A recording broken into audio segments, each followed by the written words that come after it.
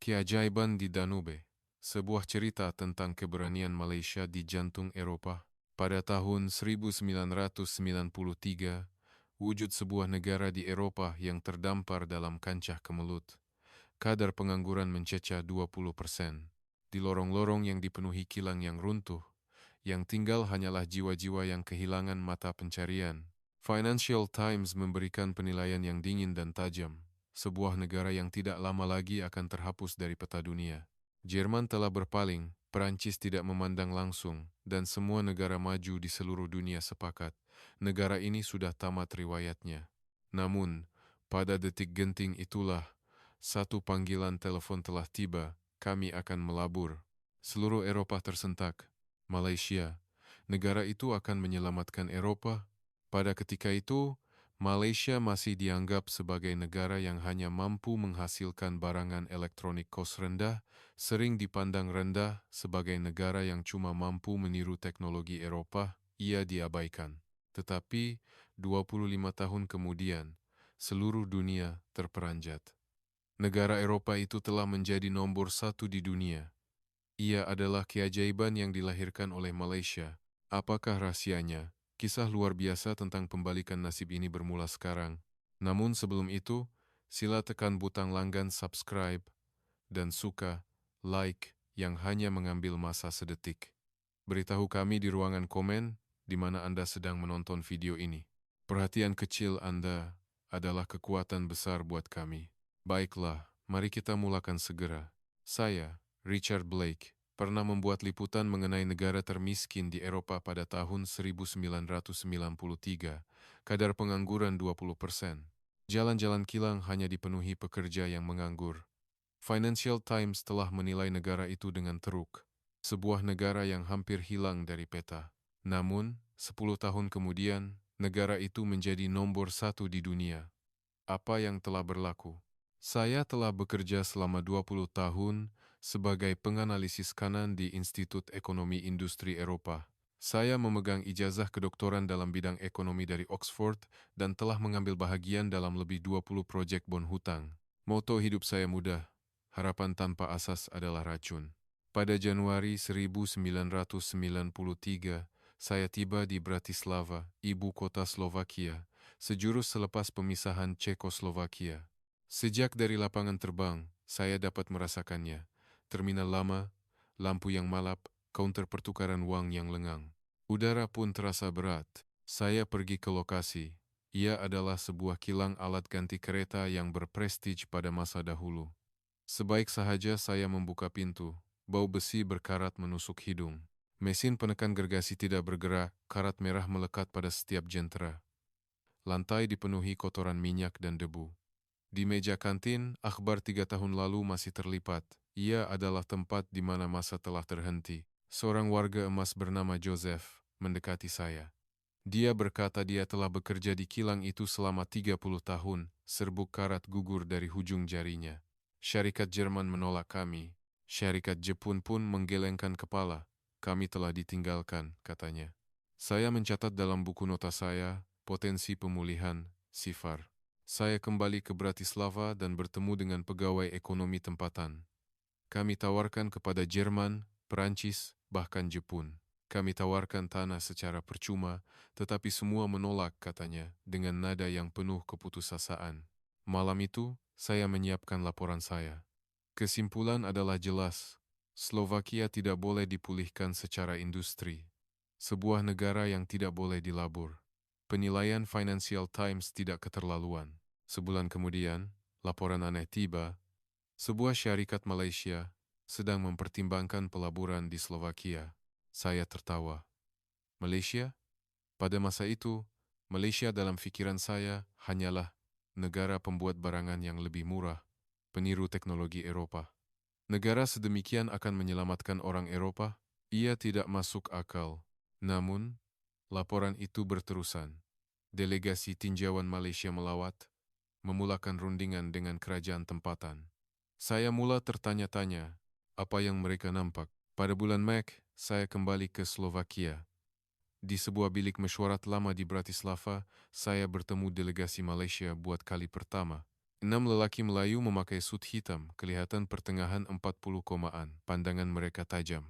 Mereka kelihatan tidak letih, sebaliknya ada sesuatu yang membara dalam diri mereka. Mesyuarat bermula. Suara Menteri Ekonomi Slovakia bergetar, penuh dengan rasa terdesak. Wakil dari Malaysia bertanya dengan terperinci, bagaimana keadaan jalan raya? Adakah bekalan elektrik stabil? Menteri teragak-agak. Pada ketika itu, wakil Malaysia itu berkata, kami akan membina bersama. Saya tidak percaya apa yang saya dengar. Membina bersama? Adakah ini rundingan pelaburan atau proyek penyelamatan? Selepas mesyuarat, saya bersemuka dengan salah seorang wakil Malaysia di koridor. Saya bertanya, mengapa negara ini? Bukankah Poland jauh lebih baik? Dia berpikir sejenak, lalu menjawab, kami tidak pergi ke tempat yang mempunyai syarat terbaik. Kami pergi ke tempat yang benar-benar memerlukan kami. Malam itu, saya tidak dapat tidur. Kata-katanya berlegar-legar di kepala saya, tempat yang benar-benar memerlukan kami. Ini bukan lagi ekonomi. Keesokan harinya, saya sekali lagi ke Jilina. Di hadapan kilang yang terbengkalai itu, sekumpulan orang ramai berkumpul, mungkin 100 orang. Syarikat Malaysia akan datang. Kami dengar kami akan dapat kerja. Harapan kembali bersinar di wajah mereka. Joseph si warga emas bertanya kepada saya, Doktor, adakah ini benar-benar mungkin? Saya tidak dapat menjawab. Mengikut data, ia mustahil.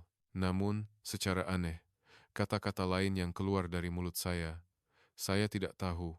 Tetapi, mari kita lihat apa yang akan berlaku. Saya kembali ke Brussels pada hari itu. Saya menambah satu baris pada buku nota saya, pemboleh hubah, Malaysia. Tidak dapat difahami, tetapi tidak boleh diabaikan. Apa yang akan berlaku, saya tidak tahu. Tetapi, satu perkara yang pasti, sesuatu telah bermula. Dan ia adalah sesuatu yang tidak dapat dijelaskan oleh ilmu ekonomi yang saya kenali. Pada bulan Jun, saya mendengar berita mengejutkan di Brussels, Belgium. Syarikat otomotif megah, SAM, sebuah gergasi otomotif Malaysia, telah membuat keputusan muktamad untuk membina kilang di Žilina, Slovakia. Skala pelaburan 700 juta euro. Sasaran pengeluaran 300.000 unit setahun. Saya menggelengkan kepala melihat dokumen itu. Ini adalah kegilaan. Rakan sekerja saya turut merasakan hal yang sama. Penganalisis dari Jerman mencemuh, dan rakan Perancis saya menegaskan bahwa mereka akan berundur dalam masa 3 tahun. Tetapi saya tertanya-tanya, apakah pengiraan yang mereka lakukan? Saya memohon temu bual dengan ibu pejabat Malaysia, dan secara mengejutkan, permohonan saya diluluskan. Pada bulan Julai, saya terbang ke Kuala Lumpur. Di bilik mesyuarat ibu pejabat SAM di Menara KLCC, saya bertemu dengan para pengarah bahagian operasi luar negara. Mereka kelihatan tenang. Saya bertanya soalan utama, mengapa Slovakia dan bukan Poland? Poland mempunyai 38 juta penduduk, infrastruktur, dan pasaran yang jauh lebih besar. Jawaban pengarah itu mudah. Secara objektif, Poland lebih baik, tetapi kami melihat sesuatu yang lain. Ia adalah keikhlasan Slovakia. Perdana Menteri Mikuláš Dzurinda sendiri datang berunding dan meletakkan nasib negara di atas meja. Mereka menawarkan tanah percuma, pengecualian cukai, dan berjanji akan membina jalan raya walaupun terpaksa membelah gunung. Kemudian, pengarah itu menambah satu ayat. Kata-kata pengerusi SAM, Tan Sri Dato Sri Azman, kami tidak pergi ke tempat yang mempunyai syarat terbaik. Kami pergi ke tempat yang benar-benar memerlukan kami. Mereka berkata Malaysia juga pernah melalui fasa yang sama pada tahun 1970 Molin. Ada negara yang percaya kepada mereka ketika tiada sesiapa yang mau melabur. Saya terdiam. Ini bukan logik perniagaan. Ini adalah kepercayaan. Pengarah itu menyambung. Kami tahu media Eropa mengejek kami, mengatakan Malaysia gila. Tetapi kami sudah lali.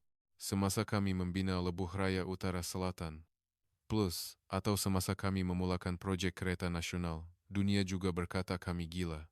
Namun, kami telah melakukannya. Malam itu, saya tidak dapat tidur di bilik hotel saya di Kuala Lumpur. Saya teringat pandangan mata mereka. Ia bukan keangkuhan. Ia adalah keyakinan. Keyakinan yang tidak berasas, tetapi lahir daripada pengalaman. Pada bulan Ogos, saya kembali ke Slovakia. Jilina sedang riuh. Sepanduk Malaysia akan datang. Digantung di mana-mana.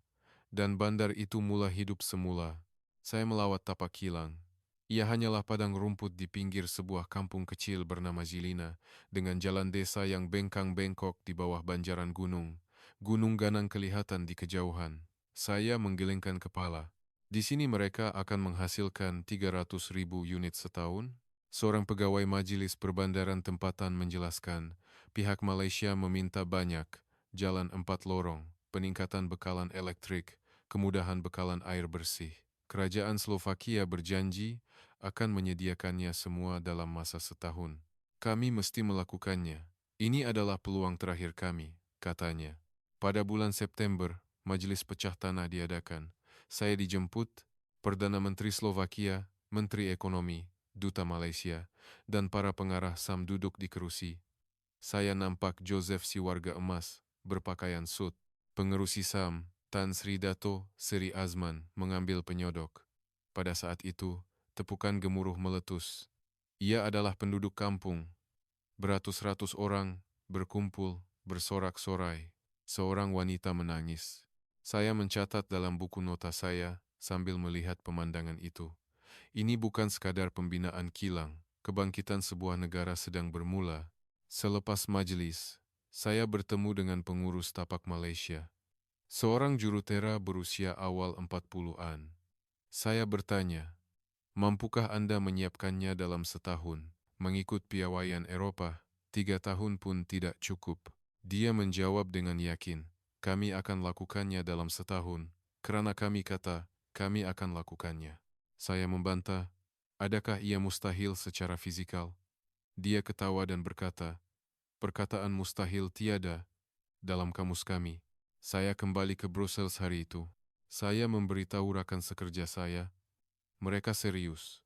Mereka akan berjaya. Rakan sekerja saya mengejek. Kau ditipu oleh orang Malaysia, Blake. Saya tidak menjawab. Sebaliknya, saya membuka buku nota saya. Saya menulis, cara Malaysia bukanlah logik. Ia adalah kemahuan. Dan di hadapan kemahuan itu, logik Eropa sedang runtuh. Adakah mereka akan berjaya? Saya tidak pasti. Tetapi saya tahu satu perkara. Mereka tidak akan berputus asa. Dan itulah kuasa yang paling menakutkan. Pada bulan Oktober, pembinaan berskala penuh bermula. Saya kembali ke Jilina untuk melihat tapak. Jentera berat telah memasuki padang rumput yang sunyi. Jurutera dari Malaysia melakukan tinjauan dalam cuaca beku di bawah salji. Saya memerhatikan mereka. Mereka bekerja tanpa henti dari 6 pagi hingga 10 malam. Tiada hujung minggu. Kelajuan yang tidak dapat dibayangkan oleh piawaian Eropa. Seorang kontraktor Slovakia berkata kepada saya, orang Malaysia nampaknya tidak tidur. Kami tidak dapat menandingi mereka. Saya mengangguk. Mereka bukan pekerja. Mereka adalah besi yang bergerak. Saya berpikir sambil kembali ke Brussels hari itu. Ini bukan sekadar proyek pembinaan. Semangat sebuah negara Malaysia sedang dipindahkan ke bumi Eropa. Januari 1994. Saya kembali ke Jilina, musim sejuk, suhu menjunam hingga Goma 20 Lagre Celci. Tapak pembinaan Eropa biasanya ditutup pada musim sejuk kerana salji dan cuaca yang tidak mengizinkan. Tetapi tapak Jilina berbeza. Saya tiba pada jam 5 pagi dan lampu sudah terang benderang, bunyi jentera berat bergema. Saya tidak percaya apa yang saya lihat. Pembinaan sedang berjalan pada 20 laga Trosie. Jurutera Malaysia memakai jaket tebal, berlari ke sana-sini di tapak. Nafas mereka beku dan putih. Pekerja Slovakia turut bekerja bersama. Ekspresi mereka telah berubah. Keputusasaan yang saya lihat 3 bulan lalu telah hilang, digantikan dengan sesuatu yang lain. Saya mencari pengurus tapak. Dia sedang membentangkan pelan di pejabat kontena. Saya bertanya, bagaimana Anda teruskan pembinaan dalam cuaca sejuk ini? Dia menjawab dengan ringkas. Jika kami berhenti, kami tidak akan menepati jadwal. Kami mesti menunaikan janji. Saya berjalan mengelilingi tapak. Struktur keluli gergasi sedang didirikan satu demi satu. Kontur kilang mula kelihatan di tempat yang 3 bulan lalu hanyalah tanah lapang. Saya mencatat dalam buku nota, ini bukan pembinaan, ini adalah peperangan. Peperangan melawan massa. Pada bulan Februari berita mengejutkan kedengaran. Syarikat-syarikat pembekal dari Malaysia juga akan masuk. Syarikat seperti tenaga dan syarikat logistik, fiktif, juga akan membina kilang di sekitar Jilina. Saya tidak faham. Sam, sahaja sudah merupakan risiko yang besar, mengapa syarikat-syarikat pembekal turut serta? Ini bukan keputusan perniagaan yang waras. Saya bertemu dengan seorang wakil dari syarikat pembekal. Dia menjelaskan, jika Sam pergi, kami juga pergi. Itulah cara industri Malaysia berfungsi. Pada saat itu, saya sedar buat kali pertama. Apa yang mereka pindahkan bukan hanya satu kilang. Ia adalah keseluruhan ekosistem industri. Bekalan alat ganti, logistik, kawalan quality system yang berfungsi di Malaysia sedang direplikasi sepenuhnya. Pada bulan Mei, Kampung Jilina telah berubah sepenuhnya. Papan tanda syarikat Malaysia mula didirikan di mana-mana. Kedai makan Malaysia dibuka dan kedai runcit Malaysia masuk. Seluruh kampung sedang berubah menjadi taman perindustrian. Saya bertemu semula dengan Joseph si warga emas. Dia kini bekerja di tapak pembinaan kilang Sam, membantu pengurusan keselamatan. Wajahnya penuh dengan kehidupan. Sudah 30 tahun. Buat kali pertama, saya nampak masa depan. Saya ada sesuatu untuk diwariskan kepada cucu saya, katanya. Pada bulan Mei, saya menyaksikan pemandangan yang menakjubkan. Rangka bangunan kilang telah siap. 8 bulan selepas pecah tanah. Kelajuan yang mustahil mengikut piawaian Eropah. Kilang Volkswagen di Republik Czech mengambil masa setahun setengah hanya untuk rangka sahaja. Saya berjalan di tapak itu sambil berpikir, apa yang mendorong orang-orang ini? Bukan hanya uang yang dapat menjelaskannya, bukan juga kehormatan. Sesuatu yang lebih asas telah menggerakkan mereka. Pada bulan Julai, pemasangan barisan pengeluaran pertama bermula. Peralatan yang diangkut dengan kapal dari Malaysia mula masuk. Mesin penekan gergasi, robot kimpalan, peralatan mengecat. Saya terpegun melihat pemandangan itu. Seorang juru teknik Slovakia berkata kepada saya, kami belajar banyak daripada orang Malaysia. Cara mereka sangat berbeza. Dia berkata mereka sering mengulang perkataan kaizen, penambahbaikan berterusan. Pada mulanya saya tidak faham, tetapi sekarang saya juga mengatakannya, katanya. Saya tersenyum. Budaya Malaysia telah tersebar. Bukan sahaja teknologi yang dipindahkan, sikap dan semangat juga dipindahkan. Pada bulan September, saya terkejut sekali lagi. Ujian operasi telah bermula. Kurang dari setahun selepas pecah tanah, saya masuk ke dalam kilang. Barisan pengeluaran gergasi bergerak, bunyi besi, bunyi mesin, jeritan orang. Dan pada saat itu, kereta Sam pertama meninggalkan barisan pengeluaran, sebuah sedan perak. Enjin menderu, bunyi itu menusuk dada saya.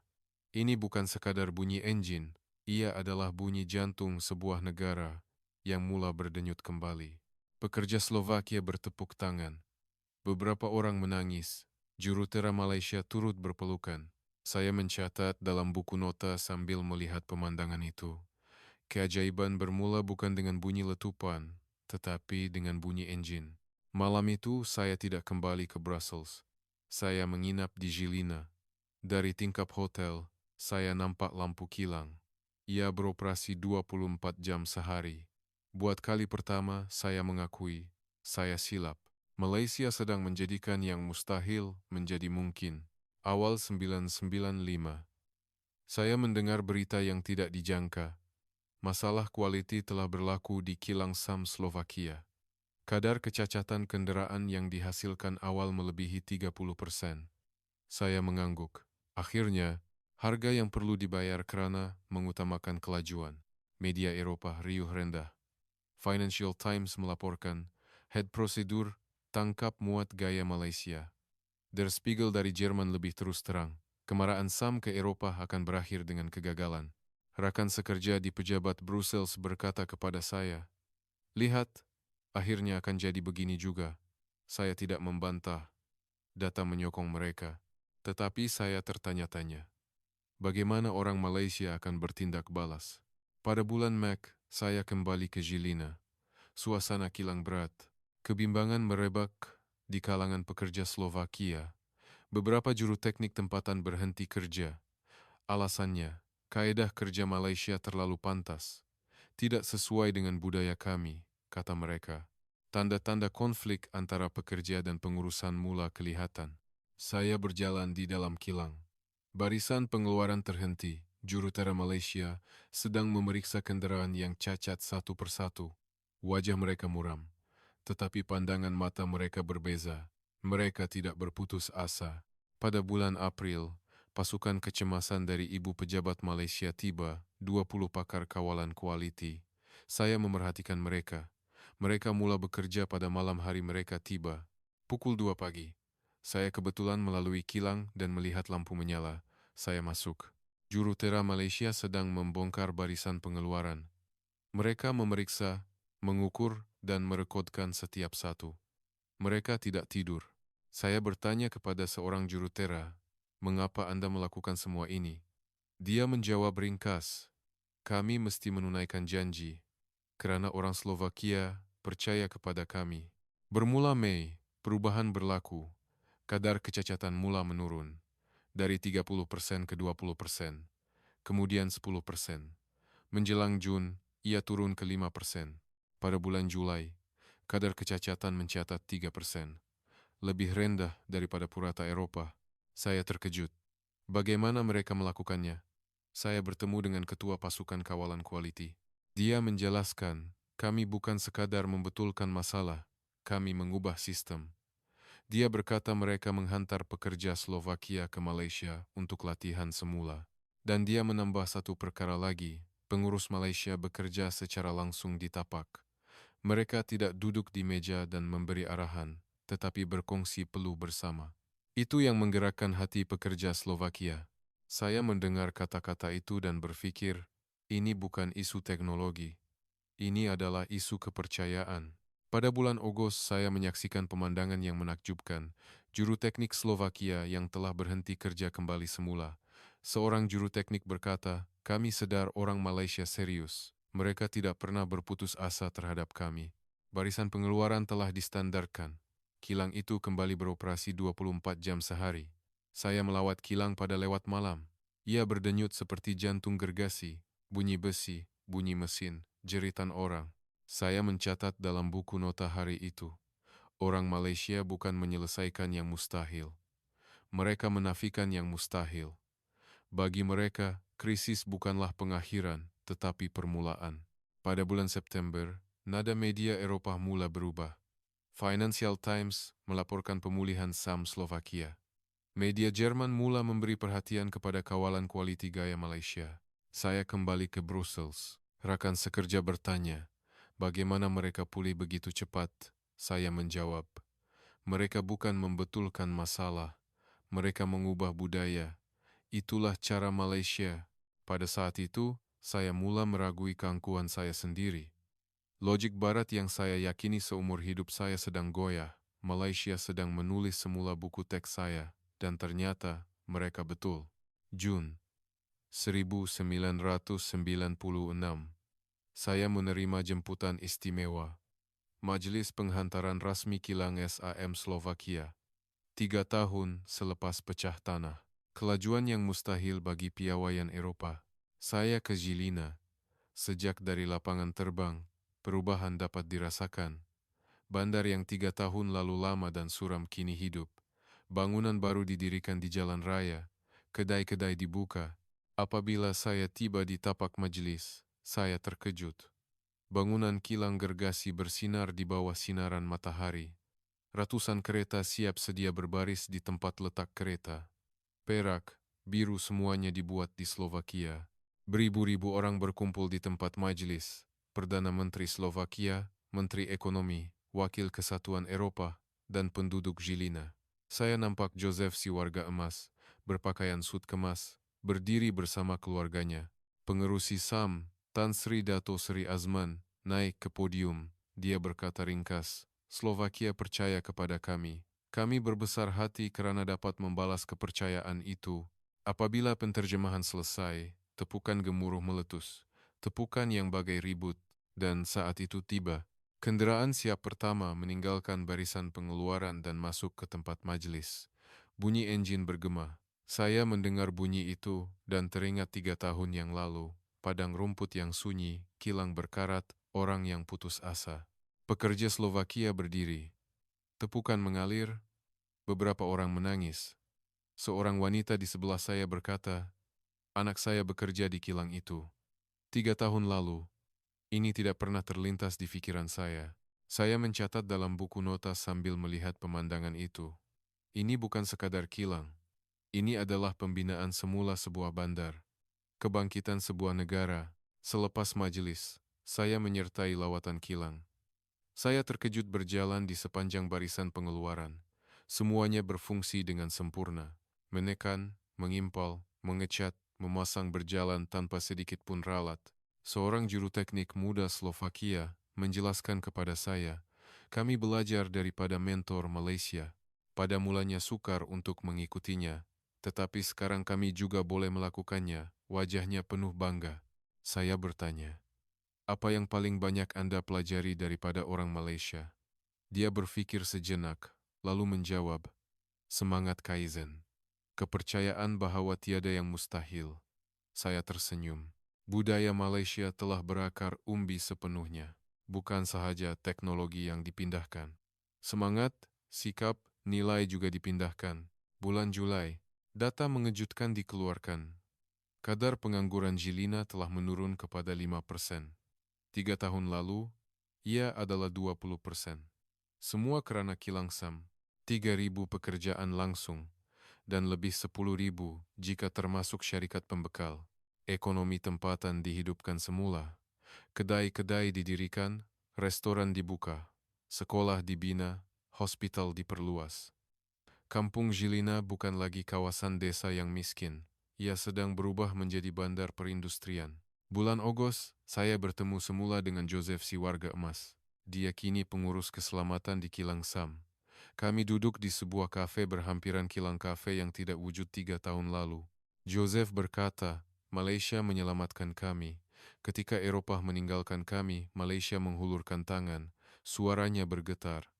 Cucu saya akan ke universiti sekarang. Dia mahu menjadi jurutera. Saya tersentuh mendengar kata-kata itu. Ini bukan sekadar kejayaan ekonomi. Kehidupan manusia telah berubah. Masa depan telah dilahirkan. Bulan September, Kerajaan Slovakia mengumumkan. Kadar pertumbuhan KDNK Jilina mencatat 7%. Lebih 2 kali ganda purata negara. Media Eropa mula memberi perhatian. Financial Times menerbitkan rencana khas dengan tajuk Keajaiban Industri Gaya Malaysia diulangi di Eropa. Der Spiegel dari Jerman turut menyusul, melaporkan bahwa model Malaysia adalah paradigma baharu. Saya melihat artikel itu dan berpikir, keputusan yang saya cemu 3 tahun lalu, pilihan yang saya pikir gila, ternyata benar. Saya kembali ke Brussels dan menyediakan laporan. Tajuknya mudah, Malaysia, Harapan Baharu Industri Eropa. Rakan sekerja saya terkejut. Saya tidak tahu kau akan menulis laporan sebegini, kata mereka. Saya menjawab, pergilah lihat sendiri, ada perkara yang tidak dapat difahami hanya dengan data. Saya berkata, Malaysia tidak mengekspor. Mereka menyebarkan harapan. Saya membuka buku nota saya malam itu. Saya menulis, keajaiban bermula bukan dengan bunyi letupan, tetapi dengan bunyi enjin. Dan bunyi enjin itu masih bergema di sepanjang sungai Danube. September 2008, dunia bergoncang. Lehman Brothers muflis, dan krisis keuangan global meletus. Saya melihat berita di pejabat Brussels dengan rasa tegang. Kali ini, tiada siapa yang akan terselamat. Oktober, industri otomotif Eropa mula runtuh. Opel di Jerman mengumumkan pengurangan pengeluaran. Peugeot di Prancis mempertimbangkan penutupan kilang. Seat di Spanyol memecat 30% pekerja. Seluruh Eropa dilanda ketakutan. Saya bimbang. Bagaimana dengan Slovakia? Mampukah SAM bertahan? Adakah keajaiban 12 tahun yang lalu akan runtuh kali ini? November. Saya pergi ke Jilina. Lapangan terbang lengang, bandar itu gelap. Bayangan kemelesetan menyelubungi. Saya ke kilang SAM. Di tempat letak kereta, lebih banyak kereta siap sedia yang tidak terjual daripada sebelumnya. Stok bertimbun. Saya mengeluh, kali ini ia gagal juga. Namun kilang itu tidak terhenti. Barisan pengeluaran masih bergerak dan pekerja masih bekerja. Saya hairan. Semua kilang lain mengurangkan pengeluaran. Mengapa SAM terus beroperasi? Saya bertemu dengan pengurus kilang. Dia menjelaskan, arahan dari Ibu Pejabat Malaysia. Jangan kurangkan pengeluaran, lindungi pekerja. Secara ekonomi, ini mustahil. Permintaan menjunam, namun pengeluaran dikekalkan. Stok hanya akan bertambah. Saya bertanya, mengapa keputusan sebegini dibuat? Pengurus kilang menjawab, Malaysia, ketika menghadapi krisis, mereka sentiasa fikirkan manusia dahulu. Mereka menunaikan janji, lebih daripada mencari keuntungan. Itulah sebabnya mereka memilih Slovakia 12 tahun lalu. Desember, berita mengejutkan kedengaran. SAM mengumumkan akan mengekalkan pekerjaan semua pekerjanya di Slovakia. Kesemua 3.000 orang, tiada pemotongan gaji. Ia adalah satu-satunya di Eropa. Media Slovakia gempar. Artikel bertajuk Etika Korporat Malaysia berlimpah. Volkswagen di Jerman memecat 2.000 orang di kilang Czech, tetapi SAM Malaysia tidak memecat seorang pun. Saya bertemu pekerja di hadapan kilang. Seorang lelaki pertengahan umur berkata, Malaysia tidak meninggalkan kami. Mereka menunaikan janji 12 tahun lalu. Air matanya bergenang. Mac 2009. Keadaan berbalik. Sementara kilang-kilang lain di Eropa terhenti, hanya SAM yang terus menghasilkan. Mereka memenuhi jurang yang tidak dapat dibekalkan oleh pesaing. Pesanan mula membanjiri. Perkongsian pasaran SAM Slovakia melonjak. Dari 6% melonjak ke 10%. Kereta yang bertimbun sebagai stok terjual dalam sekelip mata. Saya terkejut. Jun. Saya melihat data yang lebih mengejutkan. KDNK Slovakia melantun semula. Walaupun seluruh Eropa mencatat pertumbuhan negatif, Slovakia sahaja yang mencatat positif. Semua kerana kilang SAM. Pada saat itu, saya sedar buat kali pertama, Malaysia tidak mengambil kesempatan daripada krisis. Mereka menukar kepercayaan menjadi modal. Mereka melindungi pekerja, dan pekerja itu bekerja dengan lebih gigih. Pengguna tahu tentang ini dan memilih SAM. September. Media Eropa menerbitkan banyak artikel analisis. Tajuknya, Kemenangan Pengurusan Gaya Malaysia. Financial Times menulis bahwa syarikat Malaysia telah mengajar etika baharu kepada Eropa. Saya bertemu semula dengan Joseph si warga emas. Dia kini berusia 70-an tetapi masih bekerja di kilang. Dia berkata, Malaysia tidak meninggalkan kami. Sama ada 12 tahun yang lalu maupun sekarang. Saya tersentuh mendengar kata-kata itu. Ini bukan sekadar perniagaan. Ini adalah hubungan, kepercayaan. Saya kembali ke Brussels dan menyediakan laporan khas. Tajuknya, Falsafah Malaysia yang dibuktikan dalam krisis.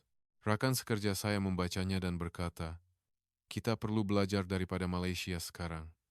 Eropa mesti belajar. Saya mengangguk. Saya mencatat dalam buku nota saya, Malaysia memilih manusia lebih daripada keuntungan. Dan pilihan itu akhirnya menghasilkan keuntungan yang lebih besar. Inilah kapitalisme yang sebenar. Inilah pertumbuhan yang sebenar. Saya berpikir malam itu, apakah gunanya ilmu ekonomi yang saya pelajari seumur hidup? Malaysia sedang menulis semula buku teks saya, dan saya rela menjadi murid mereka. Saya menerima laporan yang mengejutkan. Statistik terbaru yang dikeluarkan oleh Institut Ekonomi Industri Eropa, Slovakia telah mencatat nomor 1 di dunia dalam pengeluaran kereta per kapita setiap 1.000 penduduk, 198 unit. Saya menyemak semula angka itu, bukan Jerman, bukan Jepun. Slovakia, negara yang 22 tahun lalu dipanggil pesakit Eropa. Saya meneliti data. Kilang SAM menghasilkan 300.000 unit setahun, Volkswagen 400.000, Peugeot Citroën 300.000. Sebuah negara kecil dengan 5 juta penduduk menghasilkan lebih 1 juta kereta setahun. Saya melihat graf itu dan terpegun. Melebihi Jerman, Jepun, dan Amerika Syarikat. Selepas 22 tahun, saya mencatat dalam buku nota, Saya tidak percaya mata saya. Pesakit Eropah telah menjadi jantung dunia. Jun, saya kembali ke Žilina. Lawatan semula selepas 22 tahun. Saya terkejut sejak dari lapangan terbang. Terminal lama dan gelap telah bertukar menjadi bangunan modern, dan lebuh raya 4 lorong bersambung ke bandar. Bandar Žilina telah berubah sepenuhnya. Jalan-jalan yang suram dan muram 22 tahun lalu kini terang dan hidup. Pusat membeli belah modern didirikan, kafe dan restoran berbaris, anak-anak muda berjalan di jalanan. Saya menuju ke kampung Žilina. Tempat yang 22 tahun lalu hanyalah padang rumput sunyi telah berubah menjadi taman perindustrian gergasi.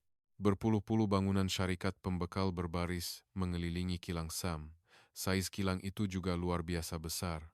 Kelihatan 3 kali ganda saiz bangunan asal 22 tahun lalu. Beribu-ribu kereta siap sedia berhimpit di tempat letak kereta, dan trailer keluar masuk tanpa henti. Saya memohon lawatan kilang. Apabila saya masuk, saya melihat kemudahan canggih. Robotik, talian pengeluaran otomatik, sistem kawalan pintar, kemudahan mengecat yang mesra alam. Dimensi yang berbeza sama sekali dengan kilang yang saya lihat 22 tahun lalu. Seorang jurutera muda Slovakia menjelaskan, kilang ini adalah salah satu yang paling cekap dalam rangkaian Global SAM.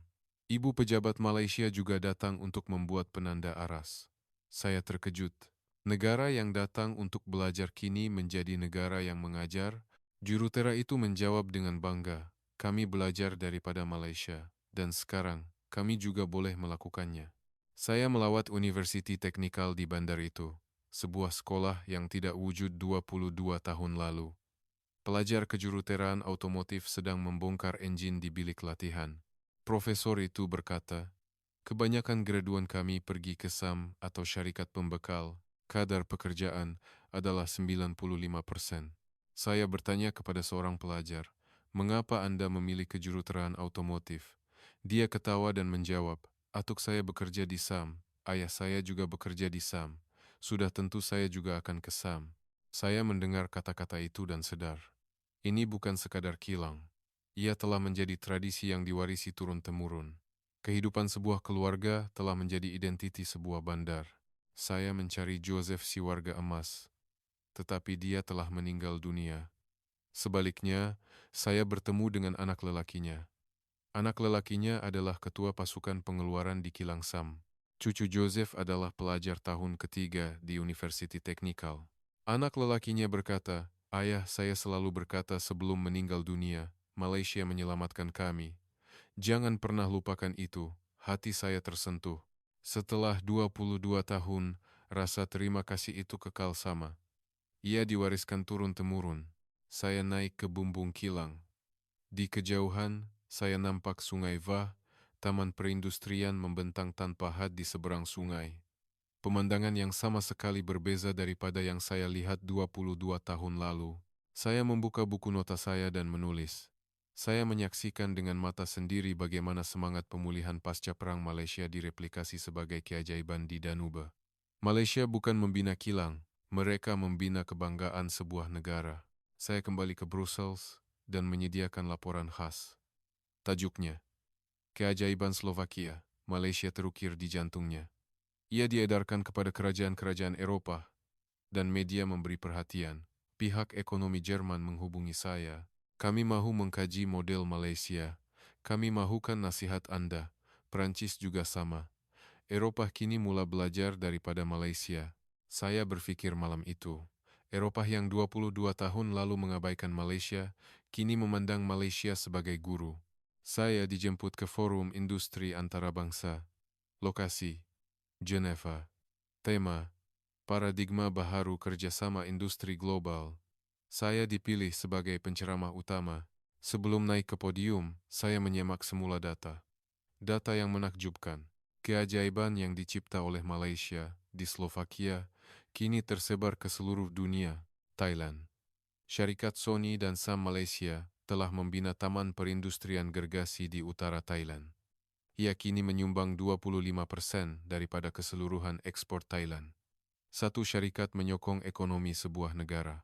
Poland, kilang baterai Panasonic fiktif, sebagai contoh teknologi tinggi, telah masuk dan rantau itu menjadi pusat industri bateri Eropa. Teknologi canggih Malaysia turut masuk. Emiria Arab Bersatu. Pelan tenaga nuklir berasaskan teknologi infrastruktur Malaysia telah siap. Ia menghasilkan elektrik di tengah padang pasir, mengubah peta tenaga Timur Tengah. Saya berdiri di podium, di kerusi penonton, duduk wakil dari lebih 50 negara. Saya memegang mikrofon dan berkata, izinkan saya menceritakan kepada Anda kisah yang bermula di Slovakia 25 tahun yang lalu. Saya menceritakan tentang lawatan pertama saya pada tahun 1993. Kilang yang sunyi, orang yang putus asa, negara yang tiada sesiapa memandang. Dan saat Malaysia menghulurkan tangan, penonton fokus sepenuhnya. Saya menyambung, Malaysia memilih tempat yang benar-benar memerlukan, bukan tempat yang mempunyai syarat terbaik. Mereka memilih manusia lebih daripada keuntungan. Mereka menunaikan janji, walaupun dalam krisis. Dan saya menunjukkan hasilnya. Slovakia menjadi pengeluar kereta nomor 1 dunia. Thailand menjadi hub industri elektronik global. Poland menjadi teras industri pertahanan Eropa. Saya merumuskannya dalam satu ayat. Malaysia tidak mengekspor kilang. Mereka menyebarkan harapan. Mereka tidak menjual teknologi. Mereka berkongsi peradaban. Tepukan gemuruh meletus. Standing ovation. Pada saat itu, saya teringat 25 tahun yang lalu. Saat rakan sekerja saya mencemuh. Saat mereka mengatakan Malaysia gila. Selepas pembentangan, wakil dari banyak negara datang kepada saya. Menteri Ekonomi Rwanda di Afrika bertanya, bagaimana kami boleh menarik syarikat Malaysia? Kami mahu menjadi seperti Slovakia kami. Saya menjawab, tunjukkan keseriusan Anda. Malaysia bertindak balas kepada keikhlasan lebih daripada syarat. Slovakia 25 tahun lalu adalah buktinya. Pada majelis makan malam, wakil Jerman berkata, Jerman mesti belajar daripada model Malaysia. Pengurusan gaya Jerman yang hanya mengejar undang-undang telah mencapai hadnya. Wakil Perancis turut mengangguk. Saya melihat pemandangan itu dan berpikir, Eropah yang 25 tahun lalu mengabaikan Malaysia, kini menjulang Malaysia sebagai guru. Forum berakhir, saya kembali ke Žilina sekali lagi. Saya mahu menutup sejarah 25 tahun ini. Apabila saya berdiri di hadapan kilang, bendera Malaysia yang besar berkibar di tiup angin. Saya melihat bendera itu, dan mata saya bergenang. 25 tahun lalu, apabila saya mula-mula berdiri di tempat ini, saya mencemooh. Apa yang Malaysia boleh lakukan? Mampukah mereka menyelamatkan pesakit Eropa? Saya mencemooh, tetapi saya silap. Malaysia telah melakukannya. Mereka menjadikan yang mustahil menjadi mungkin, mengubah keputusasaan menjadi harapan. Mereka telah membangkitkan sebuah negara dan kini sedang mengubah dunia. Saya berjalan di sepanjang sungai Va, air sungai berkilauan di bawah sinaran matahari, bunyi enjin kedengaran dari kilang di kejauhan, bunyi yang sama persis dengan 25 tahun yang lalu. Saya membuka buku nota saya. Saya menulis ayat terakhir. Semangat pemulihan pasca Perang Malaysia tidak berakhir sebagai kisah Malaysia. Ia kini telah menjadi bahasa kemanusiaan. Saya kembali ke Brussels dan menyediakan laporan akhir. Tajuknya, Keajaiban Danube dan Malaysia. Ia merangkumi 25 tahun pemerhatian dan analisis. Laporan itu diserahkan kepada Ibu Pejabat Kesatuan Eropa dan diedarkan kepada semua kerajaan. Bank Dunia menggunakannya sebagai rujukan rasmi. Kategori baharu model, kerjasama industri gaya Malaysia telah lahir. Saya memutuskan untuk bersara, akhir kepada 40 tahun kehidupan sebagai ahli ekonomi, rakan sekerja mengadakan majelis perpisahan untuk saya. Mereka bertanya, proyek mana yang paling berkesan untuk Anda? Saya menjawab tanpa teragak-agak, Slovakia. Keajaiban yang dicipta oleh Malaysia. Ia bukan sekadar proyek ekonomi. Ia adalah pengalaman yang mengubah hidup saya. Malam itu, saya pulang ke rumah dan membentangkan buku nota saya selama 25 tahun. Pada tahun 1993, saya melawat negara termiskin di Eropa. Kadar pengangguran 20%, kilang yang usang, bandar yang muram. Pemandangan itu membuatkan sesiapa sahaja berpikir tiada harapan di sini. Saya mencatat dalam buku nota, potensi pemulihan, sifar, Tetapi masa berlalu, dan saya menyaksikan pemandangan yang menakjubkan. Di Bandar Jilina yang pernah hancur, senyuman kembali di wajah orang ramai, suara kanak-kanak bergema, dan bunyi enjin kilang memenuhi bandar. Juru teknik dari Malaysia bukan sekadar membina kilang, mereka memindahkan harapan, kepercayaan, dan budaya. Proyek yang dikatakan mustahil itu akhirnya bersatu dengan kekuatan rakyat dan melahirkan masa depan. Apa yang paling mengagumkan saya adalah kekuatan yang tidak dapat diukur dengan angka atau data. Walaupun masalah kualiti timbul, pasukan Malaysia tidak berputus asa.